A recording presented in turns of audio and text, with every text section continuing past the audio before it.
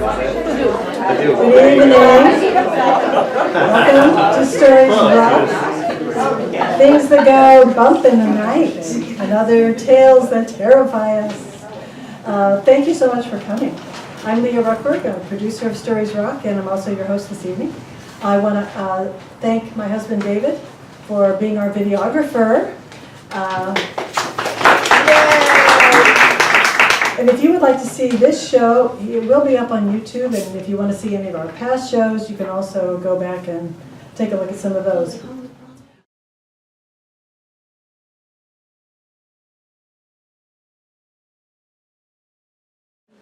Wendy Burwell was born with a gypsy soul and found herself in a ship headed to Japan by her first birthday. Then she lived in Japan for the next 3 years. In addition, she explored all the lower 48 of the United States as a young adult, and she lived in several of them. And there's something you should know about Wendy. She has been a student of astrology for decades and is currently sharing what she knows through individual chart consults, as well as teaching astrology to all who are interested. And tonight she will read Full Moon Magic.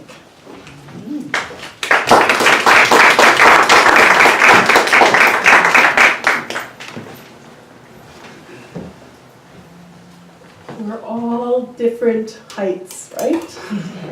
See if we can get this one right. Can you hear me okay? Yeah.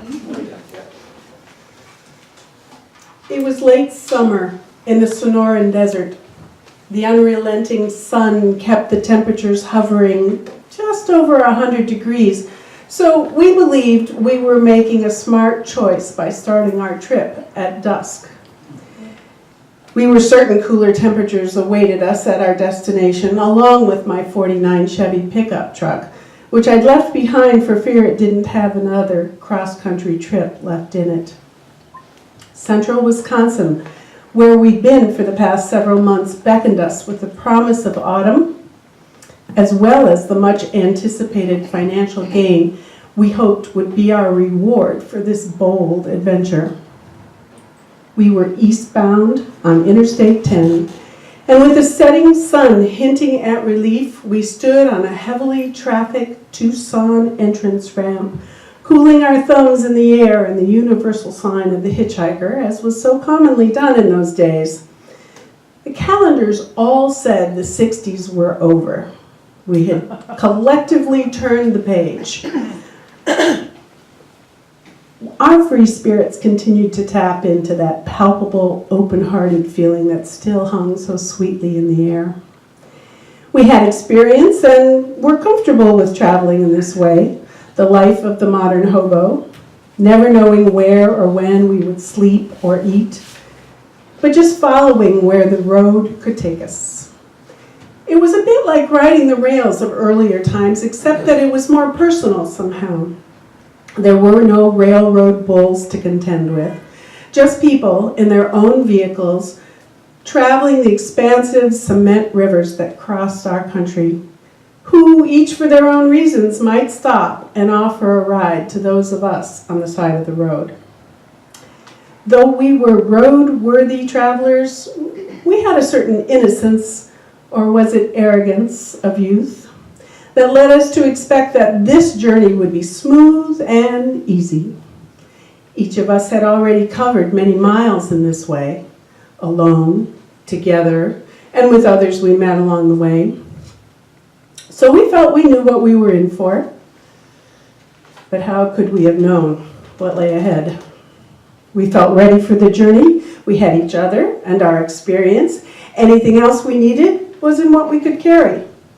In addition to a little cash tucked into my jeans, necessity consisted primarily of a change of clothes, stuffed into a couple of Army surplus packs, along with 4 tightly wrapped, compressed kilos of Mexico's finest.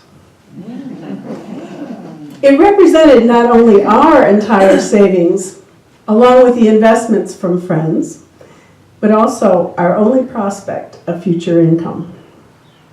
We had done this before too, minus the cross-country hitchhiking. We had successfully bought and sold similar small amounts of pot for years. It had become a way to sustain ourselves, so we had good reason to expect success. If we'd actually thought about it, we might have known that some of our confidence came from the fact that fortune favors the young. And being attractive women in our early 20s, of course we would get good long rides with kind-hearted, well-meaning folks who wanted to help us. We gave no thought to any other possibility. And in the end, our optimism would be warranted, but what we could not see coming was that this first night out, illuminated only by a spectacular full moon, was about to become a complicated gauntlet that first had to be mastered before the road welcomed us again. The first few rides were short, never ideal on a long trip, and as a result, we found ourselves in rural southern New Mexico late at night, little or no traffic, and only the gorgeous rising full moon for entertainment. Standing on the highway now, since there were no cars coming up the ramp, we hoped to catch the attention of some seasoned road warrior willing to share their bounty. There were few travelers, however, and none who wanted to stop, so in keeping with the time and our custom, we decided to smoke a joint, knowing that being high would color whatever came next. At first, it eased the uncertainty of no traffic. Then it helped us settle into the idea of the long trip ahead.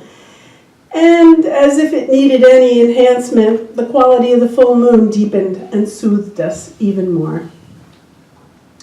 All of a sudden, all of this, which served as helpful distraction during the long wait before we saw approaching headlights again. When they did arrive, those beacons of hope belonged to a snappy El Camino, which eventually came to a stop just beyond where we were standing. As we ran up to the passenger side of the car, through the lunar-charged air, we heard, "Riders on the storm, into this house we're born." Jim Morrison and the Doors were providing our first hint, but we didn't listen. We were grateful for the chance to keep moving, and we piled in with little more than, "Hi, and thanks for stopping." Our relief turned to concern in short order as the driver's sobriety came into question. He was weaving from lane to lane on the divided highway at high speeds and slurring his words. Self-preservation rose in us as we worked to keep him engaged in conversation, to keep him awake, all the while building a story of how we needed to get out at the next exit. "No, we aren't going through to El Paso. Any one of these next exits will be great. We'll head north to Alamogordo." "No, that's a great offer, thanks, but it's way too far out of your way. You don't need to take us there, really." When he actually did pull off the highway and stopped, I was about to breathe a sigh of relief, put both feet on the ground, when suddenly I realized that the car was speeding off again up the ramp toward the highway. Terror instantly infused every cell of my being. I ran after them on foot like a junkyard dog, knowing only that my friend and the other half of our cargo was still inside the car. As the candy apple red rocket charged up the ramp, it just as abruptly came to a sudden halt. Only then was I able to catch up and rip open the passenger door. "Chingada su madre, asshole motherfucker, get your hands off of me!" My diminutive Hispanic friend was beating the driver about his head and chest with all her strength, and only slowed her counterattack long enough to toss me her pack and jump out after it. He sped off like a dog with its tail tucked between its legs and left us alone again in the middle of the night. We stood stunned in the spotlight of the full moon, holding our packs and wondering what in the hell to do next. As the shock wore off and the rush of adrenaline slowed toward normal, paranoia set in. What if he went to the cops? What would he tell them? That two hippie girls tried to steal from him, or something equally untrue and perverse? One thing we knew for certain: he was a man, and whatever he told them, they would believe. We looked around.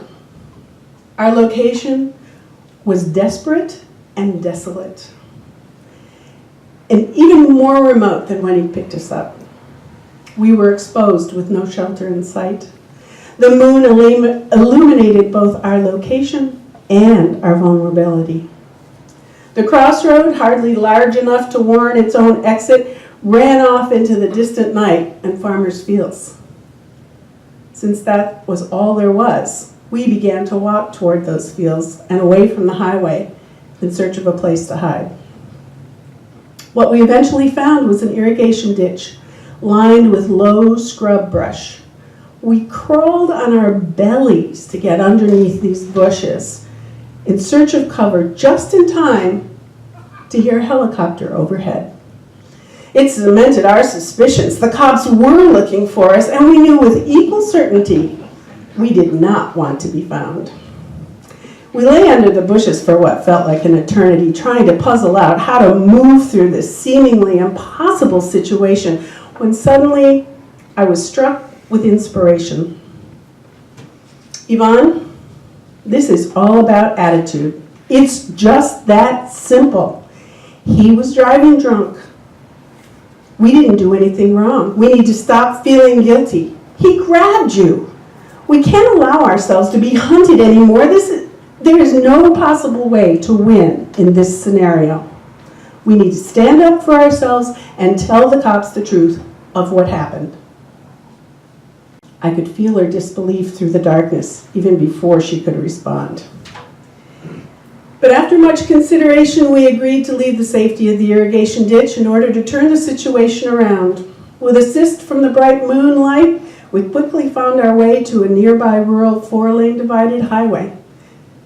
It wasn't long, however, before a local police cruiser approached from the opposite direction, passed us, turned around in the median behind us, and pulled just beyond where we continued to walk. He parked in a small gravel lot and kept watch on us through his window while talking on the radio, reaffirming what we knew to be true. The cops had indeed been looking for us. Fully committed to this new approach, my usually soft-spoken petite friend leapt into action with her secret talent. She stuck a finger in each corner of her mouth and produced her infamous ear-piercing whistle. We both started running toward the parked cruiser as I instinctively tossed our precious cargo into the ditch that presented itself at our feet. Now, policemen are not used to being pursued, and his surprise was clearly etched on his face as we approached. When he finished checking that, yes, indeed, they were looking for 2 hitchhikers, he got out of his car and started to question us. We were polite but firm and focused on reporting the drunk man who had attempted to cause us bodily harm. It was quickly decided that we were to be brought to the station across town to be questioned further. After listening to our story a few more times, then offering medical assistance at the local hospital, which we declined, they issued the following poor version of an apology because it became clear that the inebriated man had been allowed to go on his way. Now, miss, I am sure the state of New Mexico will be contacting that gentleman to pay for the traffic sign he mowed down. We were well aware that an injustice had taken place, but our indignation took a back seat to the relief we felt, knowing that we were not its target. So with the legal fires quelled, we still had a few mountains left to climb. While we did in fact have a friend who lived nearby, our fortunes still lay in a ditch, if we were lucky, on the opposite side of town. And we were still on foot when the officer reminded us that it was illegal to hitchhike within town limits. We reached for what felt like our only option. We asked to be driven back to where we'd been picked up. But what reason could we possibly give for this request? It was all about the diner across the road. The fabrication that we would be meeting our friend there was turned into reality soon enough. No one needed to know yet that it had not yet been arranged. So once we were released from the back seat of the cruiser, and certain that no one was watching us, we casually retrieved our packs with relief and took them in with us as we entered the all-night diner. Oh, baby, baby, it's a wild world, and it's hard to get by just upon a smile. Oh, baby, baby, it's a wild world, and I'll always remember you like a child girl. None other than Cat Stevens greeted us as we provided us with the soundtrack for our breakfast. I took a deep breath and looked out the window at one of the most beautiful sunrises I had ever seen. Only much later down the road could we be certain that it was in fact signaling the successful completion of that very tricky gauntlet and the beginning of the next, much gentler phase of our quest, and that indeed success was ours.